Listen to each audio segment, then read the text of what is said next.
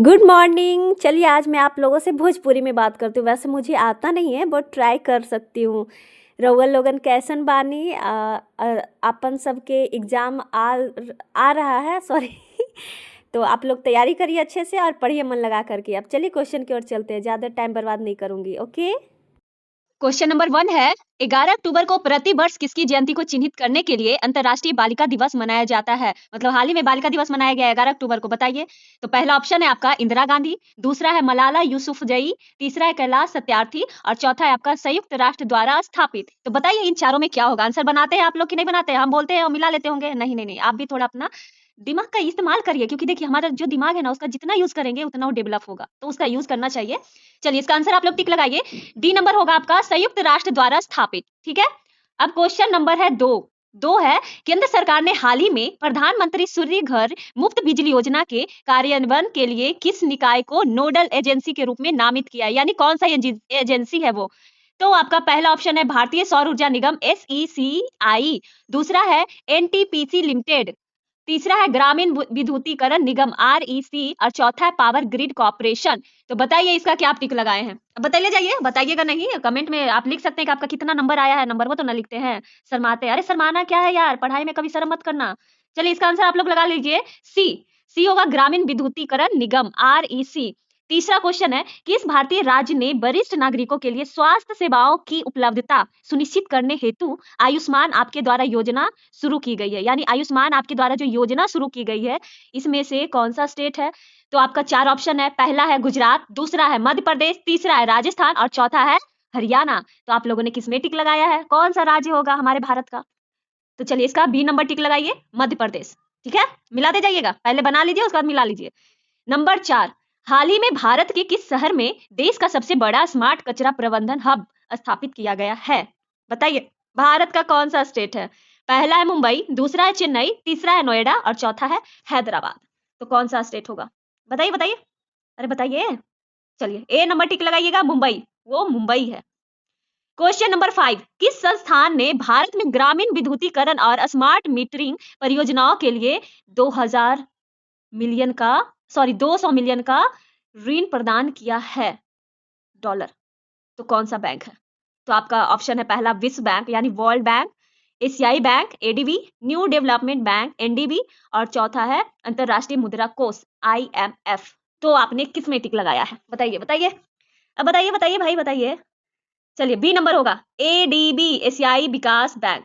Question number 6 है, किस देश ने हाल ही में क्वांटम कंप्यूटिंग में सुरक्षा को बढ़ाने उद्देश्य से प्रोजेक्ट QAZ लॉन्च किया है? बताइए कौन सा? ये अब देखिए, अब ये राज्य नहीं पूछ रहा है कि आप भारत में टिक लगा देंगे, अब ये कंट्री की बात कर रही है।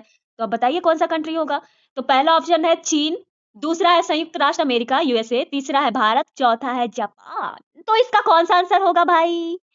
क्या लगता है आपको, भारत हो जाए? अरे बिल्कुल है, भारत है यार, अपना भारत है। प्रोजेक्ट QAZ जो लॉन्च किया गया है वो भारत ही है। क्वेश्चन नंबर 7 है, अक्टूबर 2025 में विश्व आर्थिक मंच WEF की वार्षिक ऊर्जा शिखर वार्ता किस शहर में आयोजित की गई है? कौन सा शहर है? कौन से कंट्री का कौन सा शहर है? तो वो इसका पहला ऑप्शन है दावोस, जो कि स्विट्जरलैंड में है, दूसरा है दुबई, जो कि संयुक्त अरब अमीरात है, नई दिल्ली जो कि भारत में है, न्यूयॉर्क जो कि अमेरिका में है। तो ये सब शहर का नाम दिया हुआ है और उसके कंट्री का नाम दिया हुआ है। तो कौन सा आंसर होगा? तो आपका आंसर हो जाएगा बी नंबर, दुबई, यानी जो कि संयुक्त अरब अमीरात में है, उसका एक शहर है दुबई। क्वेश्चन नंबर 8, हाल ही में भारत ने किस देश के साथ अंतरिक्ष सहयोग और उपग्रह डेटा साझाकरण के लिए एक समझौते पर हस्ताक्षर किया, साइन कर दिया? बताइए कौन सा कंट्री है भारत के साथ? हाँ भैया, भारत से टक्कर मत लियो, ये कब क्या है पता नहीं चलेगा। तो पहला ऑप्शन है रूस, दूसरा है इजराइल, तीसरा है यूनाइटेड किंगडम यूके मतलब उत्तराखंड मत पहुंच जाइएगा, और तीसरा है डी फ्रांस। तो आपका आंसर हो जाएगा भारत के साथ फ्रांस ने समझौते पर साइन किया था। क्वेश्चन नंबर 9 है, आतंकवाद विरोधी अभ्यास त्रिशूल शक्ति का आयोजन भारत के किस अर्धसैनिक बल इकाई ने किया है?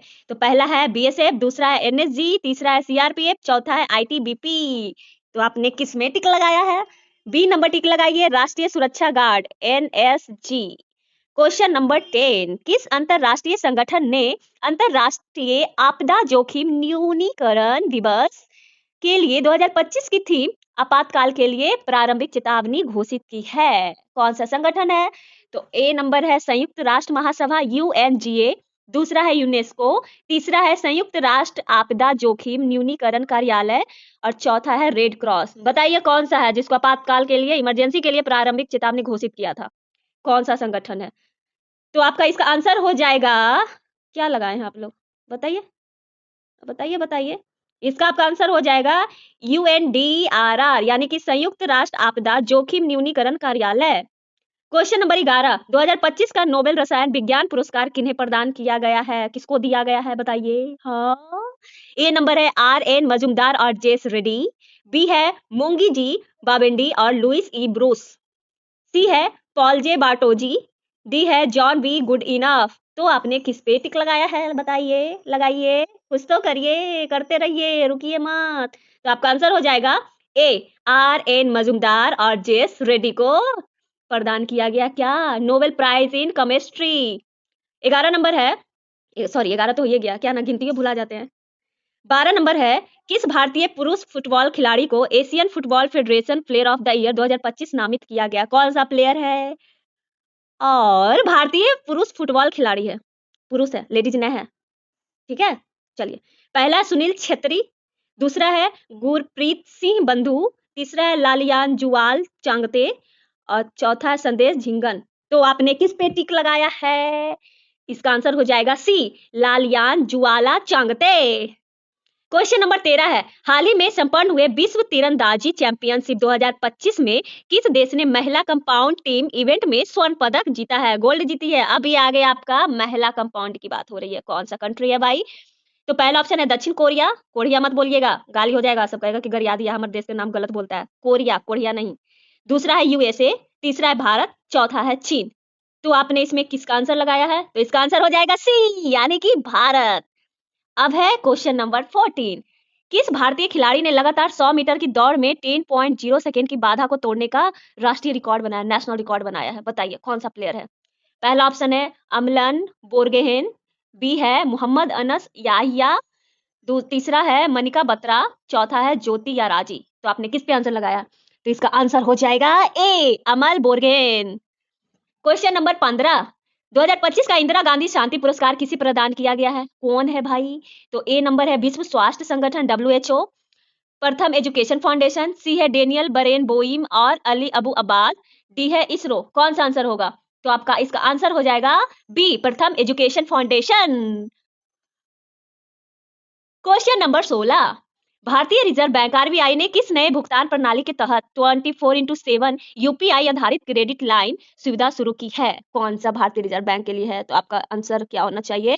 तो पहला है प्रीपेड पेमेंट इंस्ट्रूमेंट्स, दूसरा है क्रेडिट कार्ड, तीसरा है रुपे नेटवर्क, चौथा है डेबिट कार्ड। कौन सा कार्ड है इसमें? बताइए, बताइए, बताइए, बताइए। सी नंबर हो जाएगा रुपे नेटवर्क, ठीक है?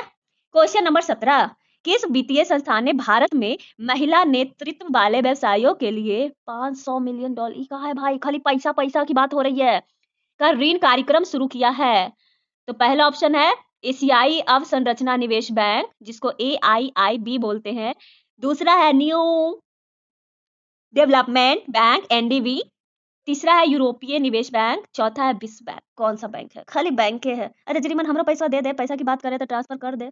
आप लोग तो सब्सक्राइब लाइक शेयर कमेंट कुछ कर नहीं रहे हैं, मजा नहीं आ रहा है उतना, लेकिन जो भी कर रहे हैं सपोर्ट कर रहे हैं उनको थैंक यू सो मच, दिल से बहुत बहुत आभार।